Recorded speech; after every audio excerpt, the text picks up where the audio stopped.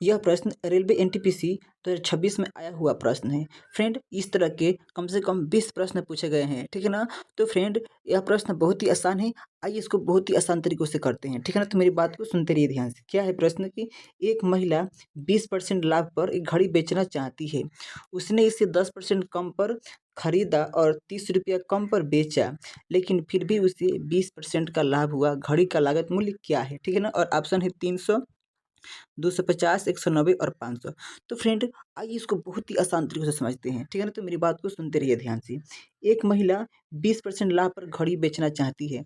Friend, इसका मतलब क्या हो गया, जो महिला है ना, पहले तो वह घड़ी खरीदी होगी, उसके बाद वह बेचना चाहती है।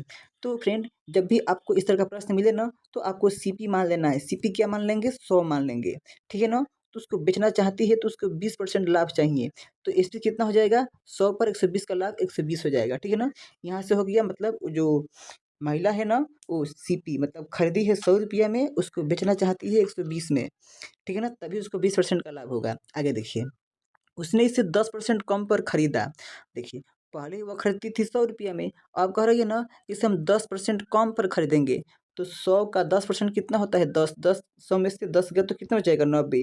मतलब कि अब वह 90 रुपये में खरीदना चाहती है, ठीक है ना। और 30 रुपये कम पर बेचना चाहती है। तो देखिए, ये सेलिंग प्राइस रेशियो में है, ओरिजिनल मान नहीं है 120, ये रेशियो में है।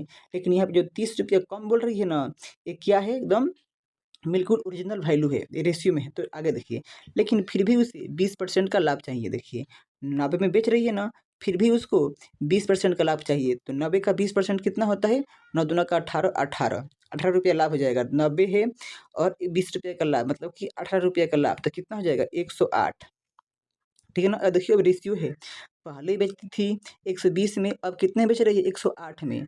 कितने कम हो गया, तो रेशियो में 12 का कम हो गया। लेकिन प्रश्न में क्या कह रही है कि 30 रुपया कम पर बेचना चाहती है, मतलब कुछ 30 रुपया कम पर बेचा। ये अकाउंट नहीं है, क्या है, कम है। तो यही 12 का मान कितना हो जाएगा, 30। 12 का 30 कितना गुना है, तो 2.5 गुना है। कितना गुना है, 2.5 गुना है, ठीक है ना। तो क्या बताना है, घड़ी का लागत मूल्य। तो घड़ी का लागत मूल्य कितना है, तो घड़ी का लागत मूल्य 100 है, ठीक है ना। तो 100 का मान बताना है। तो 2.5 गुना ये भी हो जाएगा, तो 100 का 2.5 गुना कितना हो जाएगा, 2.5 गुना में 100, तो ये भी कितना हो जाएगा, ये भी हो जाएगा 250। तो फ्रेंड, इस प्रश्न का आंसर कितना हो जाएगा, 250, जो कि ऑप्शन नंबर बी में दिया गया है, ठीक है ना। तो फ्रेंड, आई होप प्रश्न आपको बहुत ही अच्छा लगा होगा।